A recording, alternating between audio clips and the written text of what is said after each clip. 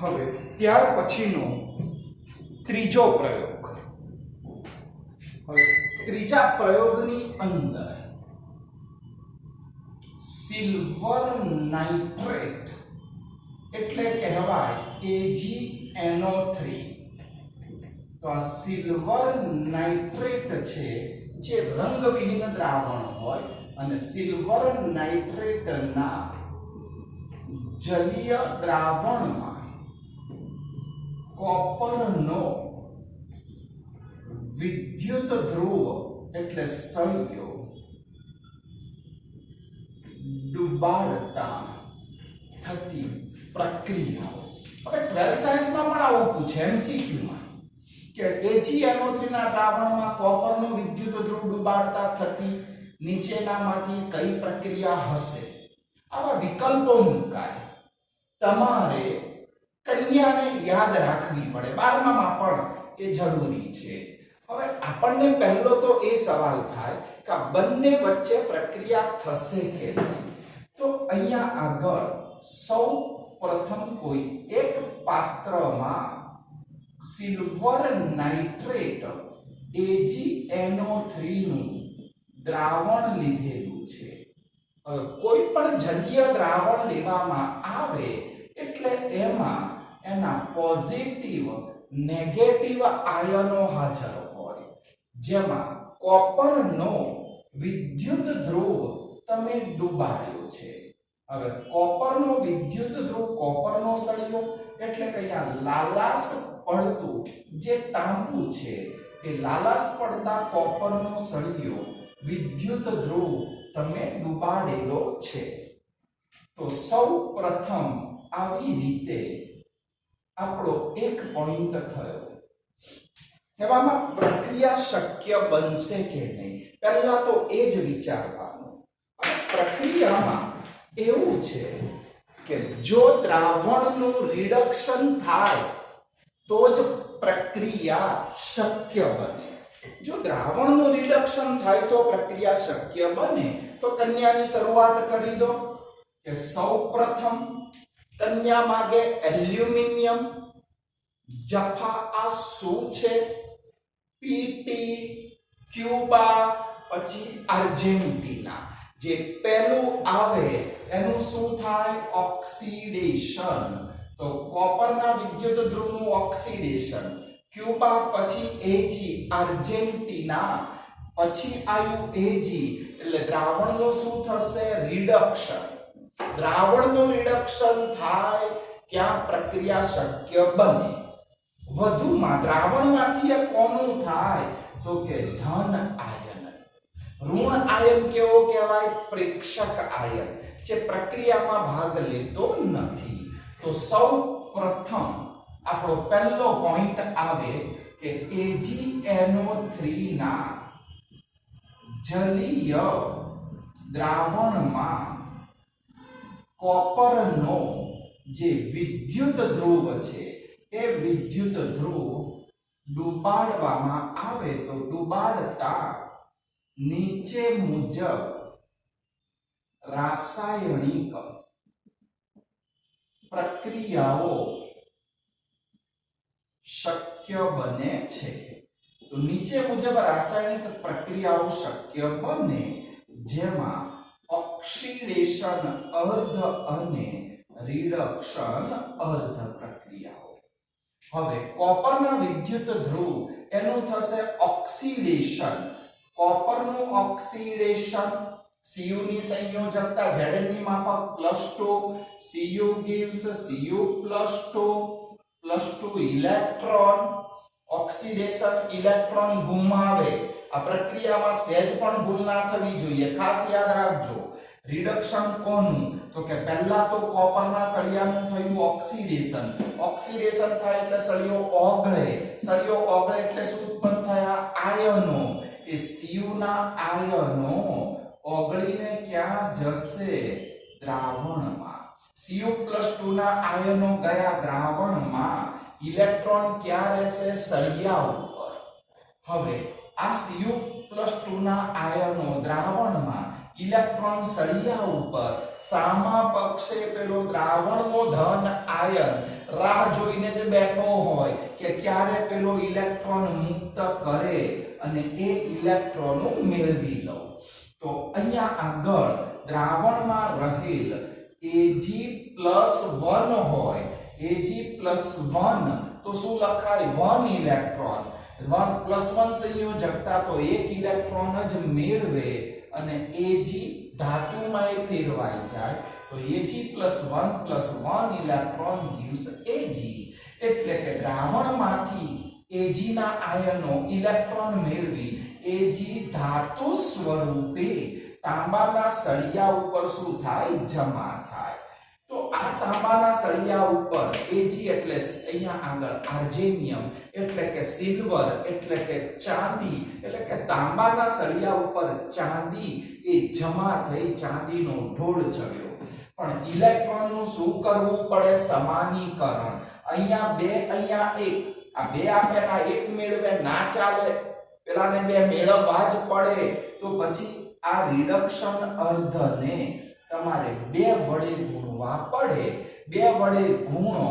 હવે એનો સરવાળો તમે કરો તો એમાં થતી તમને રેડોક્સ પ્રક્રિયા મળી શકે.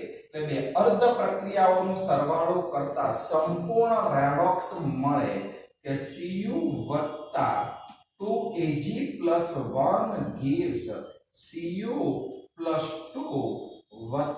2Ag. એટલે કે એક બાજુ તાંબાનો સળિયો ઓગળતો જાય અને એ Cu ના આયનો દ્રાવણમાંથી Ag+1 ઇલેક્ટ્રોન મેળવે. Ag ધાતુ સ્વરૂપે કોપરના સળિયા ઉપર જમા થતું જાય. તો આના ઉપરથી આપણે કહી શકીએ કે કોપરના જે વિદ્યુત ધ્રુવ છે એ વિદ્યુત ધ્રુવનું ઓક્સિડેશન થઈ Cu+2 એના આયનો દ્રાવણમાં જાય છે અને Cu+2 ના આયનો દ્રાવણમાં આયા. એ આયનો કોની સાથે જોડાય? NO3- સાથે. અને માટે દ્રાવણ જે છે એ દ્રાવણમાં Cu NO3- સાથે જોડાય. CuNO3 ના સાંદ્રતામાં પ્રમાણમાં વધારો થાય. CuNO3 ની સાંદ્રતામાં શું થશે? વધારો. અને વધારો થતા દ્રાવણમાં Cu+2 નું પ્રમાણ વધે. તાંબુ હોય લાલાશ પડતું પણ દ્રાવણ સ્વરૂપે છૂટું પડે તો પાછું કેવું બની જાય? વાદળી. જે પહેલા પ્રયોગમાં કોપર નાઇટ્રેટના વાદળી દ્રાવણમાંથી એ કોપર ઝીંકના સળિયા ઉપર જમા થયું તો લાલાશ પડતું તાંબુ. આ લાલાશ પડતું તાંબુ હતું એ ઓગળીને દ્રાવણમાં જાય. એના કરતા ઊંધું તો એ સાંદ્રતામાં વધારો થતા જે દ્રાવણ છે એ રંગવિહીન હતું. AgNO3 નો કોઈ રંગ નથી હોતો તો દ્રાવણ રંગવિહીન માંથી કેવું બને? વાદળી રંગનું બનતું જાય છે.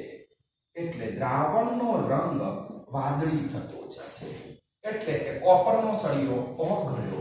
એ કોપરનો સળિયો ઓગળીને જે પાત્રમાં દ્રાવણ હતું AgNO3 નું, Ag નું પ્રમાણ ઘટતું જશે. Ag નું પ્રમાણ ઘટે અને ધીમે ધીમે એ કોપરનો સળિયો હતો એ કોપરનો સળિયો ઓગળતો જાય. કોપરનો સળિયો ઓગળે અને ઓગળવાના લીધે જે દ્રાવણ છે એ ધીમે ધીમે રંગવિહીન હતું. આ જે રંગવિહીન દ્રાવણ એમાંથી કેવું બનતું જશે? તો ધીમે ધીમે એ રંગવિહીનમાંથી વાદળી રંગનું દ્રાવણ છે એ બનતું જશે. એટલે આ AgNO3 જે દ્રાવણ હતું એમાં Ag તો હતા અને ત્યાર પછી બીજા કોણ આયા? Cu. એટલે આમાં CuNO3 ટ્વાઇસ પણ હશે. એટલે CuNO3 ટ્વાઇસ બનતું જશે. AgNO3 કઈ ટોટલી નાબૂદ નથી થવાનું. થોડું AgNO3 પણ હશે અને કોપર નાઇટ્રેટ પણ અંદર કોપરમાંથી આવતું જશે. આ ત્યાર પછી આ જે ચાંદી છે એ આ સળિયા ઉપર શું થાય? જમા થતી જાય.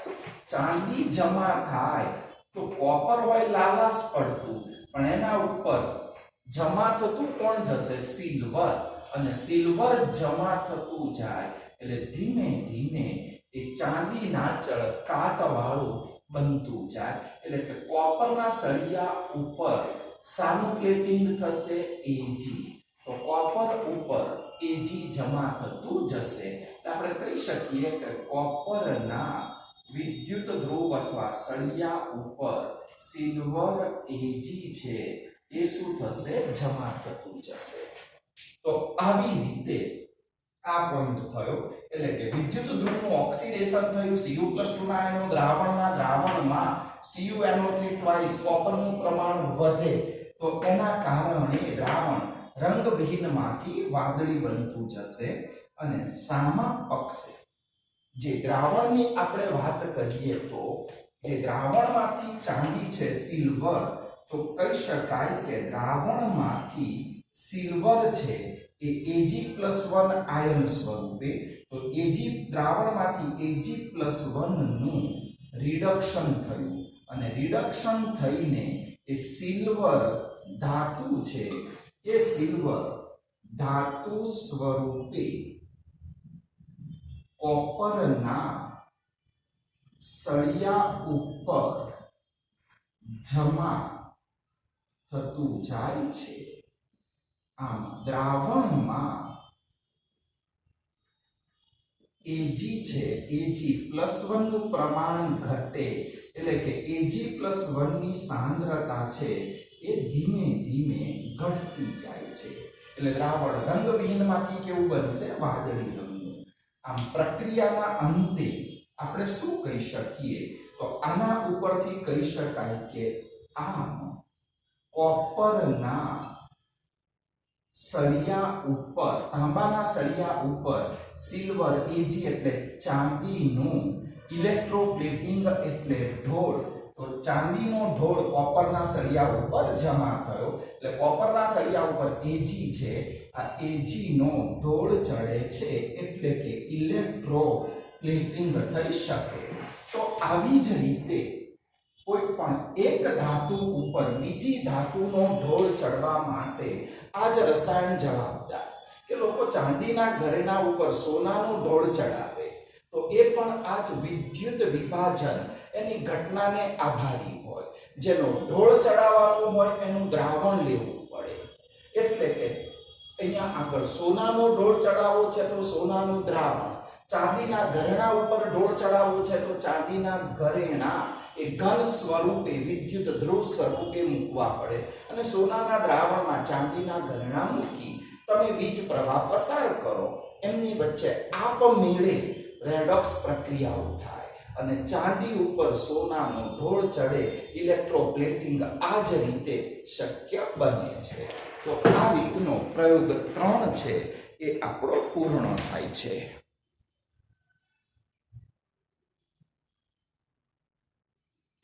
આ જ રીતે કોઈ પણ રેડોક્સ આપે, કોઈ પણ પ્રયોગ તમને આપી શકે તો એના ઉપરથી આ જ રીતે પ્રક્રિયાઓ તમારે લખવાની હોય છે. તો આવો જ બીજો પ્રયોગ પણ તમને આપેલો છે. તો આગળ પ્રશ્ન એ રીતનો પણ છે. ચોથું ઉદાહરણ છે કે નિકલ સલ્ફેટ છે. આ નિકલ સલ્ફેટના દ્રાવણમાં કોબાલ્ટ નો વિદ્યુત ધ્રુવ ડુબાડતા થતી પ્રક્રિયા. હવે કોબાલ્ટના દ્રાવણમાં નિકલનો વિદ્યુત ધ્રુવ ડુબાડતા થતી પ્રક્રિયાઓ. હવે નિકલ સલ્ફેટનું દ્રાવણ, કોબાલ્ટનો વિદ્યુત ધ્રુવ, તો પાત્રમાં તમે નિકલ સલ્ફેટ NiSO4, આ નિકલ સલ્ફેટમાં Ni+2 જેના દ્રાવણનો રંગ હોય છે લીલો, એટલે લીલા રંગનું આ દ્રાવણ હોય છે. એમાં તમે વિદ્યુત ધ્રુવ જે ડુબાડ્યો છે એ કોબાલ્ટ છે. તો કોબાલ્ટનો આ વિદ્યુત ધ્રુવ ડુબાડવામાં આવેલો છે. હવે સામાન્ય રીતે આપણું જે સૂત્ર છે કન્યા માગે એલ્યુમિનિયમ, એમાં અમુક જ ધાતુઓ આવે. આ નિકલ કોબાલ્ટ તો આવતું નથી. તો આ દરેકના 12મા સાયન્સમાં પોટેન્શિયલ આવે, વિદ્યુત ધ્રુવ પોટેન્શિયલ, જે બે પ્રકારના હોય, ઓક્સિડેશન પોટેન્શિયલ અને રિડક્શન પોટેન્શિયલ. જે લાસ્ટ લેક્ચરમાં મેં કહ્યું તેમ ઉપરથી નીચે તરફ જઈએ ઓક્સિડેશન પોટેન્શિયલ ઘટે, તો ઓક્સિડેશન પોટેન્શિયલ ઘટે તો રિડક્શન પોટેન્શિયલ વધે. બંનેના મૂલ્યો સરખા, ખાલી ચિહ્નો વિરુદ્ધ. પેલું ઓક્સિડેશન પ્લસ હોય તો રિડક્શન માઇનસ, ઓક્સિડેશન માઇનસ તો રિડક્શન પ્લસ. એટલે કે બંને એક જ વિદ્યુત ધ્રુવના ઓક્સિડેશન અને રિડક્શન પોટેન્શિયલના મૂલ્યો હોય ને એ સરખા હોય, ખાલી ચિહ્નો વિરુદ્ધ. જેમ કે 12 સાયન્સમાં આવા પોટેન્શિયલ એના મૂલ્યો આવતા હોય છે કે અહીંયા આગળ નિકલ એનો ઓક્સિડેશન પોટેન્શિયલ અને કોબાલ્ટ એનો ઓક્સિડેશન પોટેન્શિયલ. આના ઓક્સિડેશન પોટેન્શિયલ એના મૂલ્યો આવતા હોય છે, જેમાં કોબાલ્ટનો oxidation potential 0.28 volt, nickel 0.23 volt. આવા મૂલ્યો પણ આપ્યા હોય. કન્યા એ મૂલ્યો ના આપ્યા હોય ત્યારે કામ લાગે, પણ આવી રીતના મૂલ્યો 12 સાયન્સમાં પણ હોય. હવે આ પોટેન્શિયલના મૂલ્યો ઉપરથી જોવાનું કે ધાતુમાંથી ધન આયન બન્યો છે. આ બધું 12માં ખાસ શીખીશું, પણ અત્યારે આ બંને ઓક્સિડેશન પોટેન્શિયલના મૂલ્યો છે. તો જેનું મૂલ્ય વધુ હોય ને એનું શું થાય? ઓક્સિડેશન. જેનું મૂલ્ય ઓછું હોય એનું શું થાય? રિડક્શન. તો આ વસ્તુ આપણે 12 સાયન્સમાં પણ જરૂરી છે. તો હું વધારાનું લખું છું કે અહીં આપણી પાસે નિકલ છે, એ નિકલ અથવા તો NiSO4 છે, નિકલનું દ્રાવણ છે. તો અહીંયા આગળ નિકલના દ્રાવણ કરતા કોબાલ્ટનો ઓક્સિડેશન પોટેન્શિયલ વધુ છે, અને વધુ હોવાથી કોબાલ્ટના વિદ્યુત ધ્રુવ એનું ઓક્સિડેશન અને નિકલનું જે દ્રાવણમાં SO4 - 2 Ni+2, તો એને દ્રાવણમાં શું થશે? Ni+2 ના ધન આયનનું, તો Ni+2 એનું શું થાય? રિડક્શન. તો અહીંયા કોબાલ્ટના વિદ્યુત ધ્રુવનું ઓક્સિડેશન, Ni+2 નું રિડક્શન થાય છે. હું થોડુંક વધારાનું આપું છું 12th માટે. આ બધું જરૂરી છે, એટલે બુકમાં બધો ક્લિયર નથી હોતો ટોપિક, એટલે આ રીતે ખાસ સમજજો. તો હવે હું લખું ઓક્સિડેશન અર્ધ. કોબાલ્ટનો વિદ્યુત ધ્રુવ એનો પોટેન્શિયલ વધુ, ઓક્સિડેશન પોટેન્શિયલ વધુ. કોબાલ્ટનું થાય oxidation, CO gives CO+2 electron. Oxidation થાય, સળિયો ઓગળે. ઓગળવાથી શું ઉત્પન્ન થાય? આયનો અને ઇલેક્ટ્રોન. આયનો ક્યાં જાય? દ્રાવણની અંદર. 12 સાયન્સમાં આ દરેક ટોપિકમાં સાથે અનુ સેટિંગ થાય કે ઓક્સિડેશન થાય, સળિયો ઓગળે. ઓગળે એટલે શું ઉત્પન્ન થાય? આયનો. આયનો ક્યાં જાય? તો કે દ્રાવણની અંદર. તો આ CO માંથી CO+2 એના આયનો દ્રાવણમાં, ઇલેક્ટ્રોન ક્યારે? સળિયા ઉપર. સામા પક્ષે તરત જ રિડક્શન થાય. એવું ના હોય કે ઓક્સિડેશન પતી જાય પછી રિડક્શન શરૂ થાય, આવું ના હોય. નહીં તો ઓક્સિડેશન થાય એટલે સળિયો ઓગળે. સળિયો ઓગળે, આખું સળિયું જ ઓગળી જાય તો પછી રિડક્શનમાં ધાતુ કોના પર જમા થાય? એટલે બંને પ્રક્રિયાઓ એક સાથે થતી હોય. જેવું ઓક્સિડેશન શરૂ થાય, પેલો ઇલેક્ટ્રોન મુક્ત કરે તો દ્રાવણનો ધન આયન તૈયાર જ હોય કે દ્રાવણમાંથી Ni+2 તરત જ ઇલેક્ટ્રોન મેળવી લે. એટલે Ni+2 છે, એ Ni+2 એ પેલા બે ઇલેક્ટ્રોન મેળવી નિકલ ધાતુ સ્વરૂપે કોબાલ્ટના સળિયા ઉપર જમા થાય. ઇલેક્ટ્રોન સરખા આના ઉપરથી રેડોક્સ પ્રક્રિયા સરખે સરખા ઇલેક્ટ્રોન ગયા, પ્રક્રિયાનો તમે કરો સરવાળો, તો આવી રીતે રેડોક્સ પ્રક્રિયા પ્રાપ્ત થઈ શકે છે. એટલે રેડોક્સ પ્રક્રિયા થઈ, દ્રાવણનો રંગ કેવો હતો? લીલો. એ લીલો રંગ કોના કારણે? એનઆઈના કારણે. એનઆઈના કારણે એ એનઆઈ ક્યાં ગયું? કોપર ઉપર, એટલે તાંબા ઉપર લીલું, આપણે કોબાલ્ટ ઉપર લીલું નિકલ જમા થયું અને કોબાલ્ટ ઓગળીને ક્યાં આવે? દ્રાવણમાં. કોબાલ્ટનો રંગ કેવો હોય છે? ગુલાબી. એટલે લીલામાંથી દ્રાવણ ગુલાબી રંગનું બને. દ્રાવણનો રંગ બદલાય ને એટલે એના ઉપરથી ખબર પડે કે પ્રક્રિયાઓ થઈ છે. પણ આ રીતે આગળ મુજબ કે આ બંનેને થોડોક સમય મૂકી રાખવા પડે, કલાકે, તો પછી આવી રીતે પ્રક્રિયાઓ શક્ય બને છે. તો આ રીતનો આ ટોપિક પણ તમારો પૂર્ણ થયો. તો આની સાથે રેડોક્સના ચારે ચાર ઉદાહરણ કે જે બુકમાં આપેલા છે એ તમારા પૂર્ણ થાય છે. તો આવી રીતે તમને કોઈ પણ રેડોક્સ ઉપરથી, આવા કોઈ પણ પ્રશ્ન ઉપરથી આવા પોઈન્ટ છે એ આવડવા જોઈએ. ધારો કે હું એક હેતુલક્ષી લખું છું. એક પ્રશ્ન છે કે એલ્યુમિનિયમ છે એ એલ્યુમિનિયમના વાસણમાં કોપર સલ્ફેટ એટલે મોરથુથુ એનું દ્રાવણ ભરી શકાય. કોપર સલ્ફેટનું દ્રાવણ એલ્યુમિનિયમના વાસણમાં ભરી શકાય. અને ત્યાર પછી હા કે ના? હા તો પણ શા માટે? ના તો પણ શા માટે? હવે આપણી પાસે અહીંયા પાત્ર છે, એ પાત્રની અંદર કોપર સલ્ફેટ છે. એ કોપર સલ્ફેટનું વાદળી રંગનું દ્રાવણ છે. હવે કોપર સલ્ફેટ એટલે મોરથુથુ. આ મોરથુથાનું વાદળી રંગનું દ્રાવણ. એ દ્રાવણમાં હોય શું? તો કે SO4-2 અને Cu+2 આવા બે આયનો હોય છે. હવે એની અંદર આ પાત્ર છે, વિદ્યુત ધ્રુવ નથી, પણ આ પાત્ર કોનું છે? એલ્યુમિનિયમ ધાતુ. તો વિદ્યુત ધ્રુવના બદલે ધાતુનું પાત્ર હોય તો પણ પ્રક્રિયા શક્ય બને.